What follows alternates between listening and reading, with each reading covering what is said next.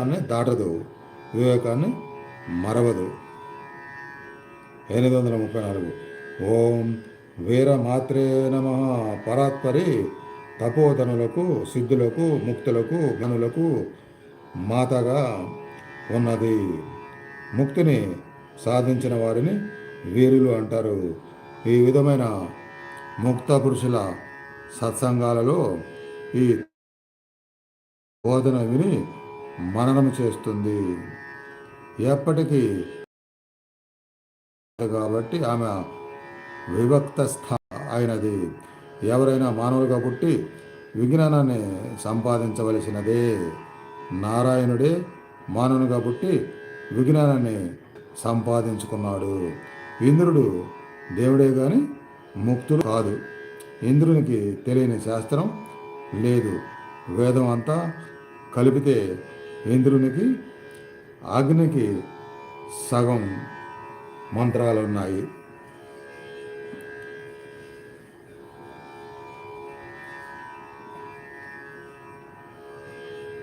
అట్లా దేవతలు అని చెప్పుకునే వారికి కూడా ఇంకా తెలుసుకోవాల్సింది ఉంది. అంటే వాళ్ళు మళ్ళీ మానవులు కాబట్టి మిగతా తెలుసుకోవాల్సిందే. అంత అవకాశం మానవ జన్మకు ఉంది. ఇది కదా ప్రతి మానవుడు గుర్తుపెట్టుకోవాలి.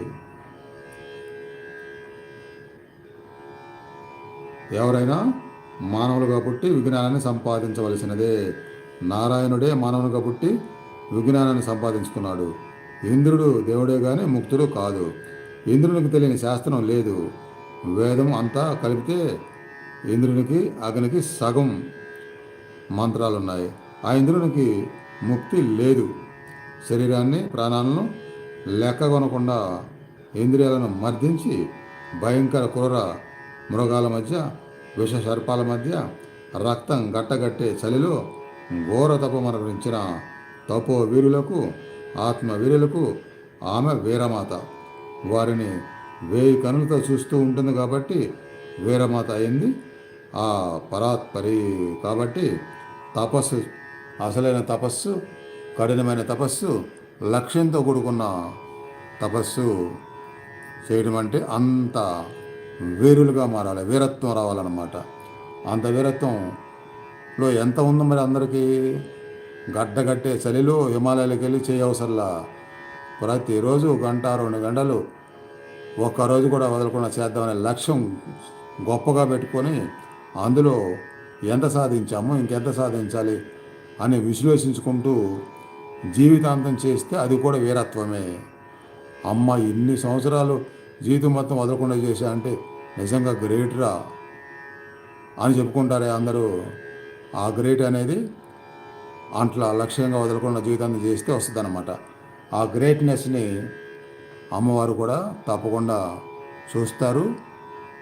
మరింత గొప్పతనాన్ని మనకు వచ్చేట్టుగా, వీరత్వాన్ని మనకు వచ్చేట్టుగా చేస్తారన్నమాట.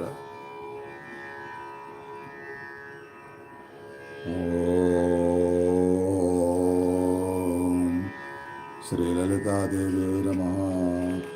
ఓం శ్రీ మాత్రే నమః. అమ్మా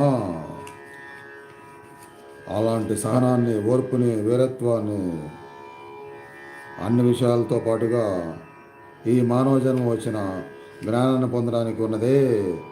ఆ ప్రయత్నం కూడా మేము చేసేట్టుగా, ఆ ప్రయత్నంలో జీవితాంతం వదలకుండా, ఆ ప్రయత్నంలో ఎంతో జ్ఞానాన్ని పొందేట్టుగా శక్తిని ఇవ్వమ్మా అని మనసులో సంకల్పం చేసుకోండి. అదే శక్తి మీ భౌతిక విజయాలకి పనికొస్తుంది, విజ్ఞానాన్ని పొందే విజయాలు కూడా పనికొస్తుంది. ఆ సంకల్పం అలా ఉండాలి, భౌతికానికి, ఆధ్యాత్మికి. అలా ఉంచుకొని ఓంకారాన్ని వింటూ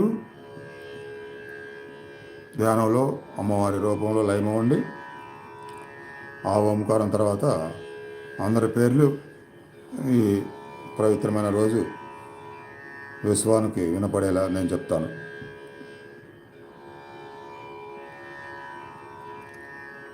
ఓ